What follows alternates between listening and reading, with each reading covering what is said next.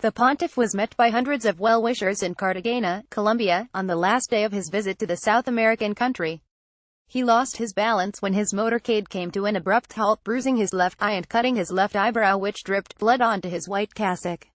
The cut was swiftly treated with ice and bandaged up. After the morning's dramas, the 80-year-old prayed at the tomb of Saint Peter Claver, the 17th-century missionary who ministered to hundreds of thousands of African slaves who were brought to be sold through Cartagena's port during Spanish colonial times. Francis, known for his own simple and austere style, said Claver was austere and charitable to the point of heroism. Claver, the self-described slave of the slaves forever, has been revered by Jesuits, popes and human rights campaigners for centuries for having insisted on recognizing the inherent dignity of slaves, treating them as children of God when others considered them mere merchandise to be bought and sold. Francis said the legacy of the Spanish priest should serve as a model for the Catholic Church today to promote the dignity of all our brothers and sisters, particularly the poor and the excluded of society, those who are abandoned, immigrants and those who suffer violence and human trafficking. And he cited Claver's courageous and controversial example in urging Colombians to take a brave first step to reconcile with one another after a half-century of armed conflict. Colombia, your brothers and sisters need you. Go out to meet them. Bring them the embrace of peace, free of all violence. Be slaves of peace forever, he said in an appeal at the end of Mass in Cartagena's port.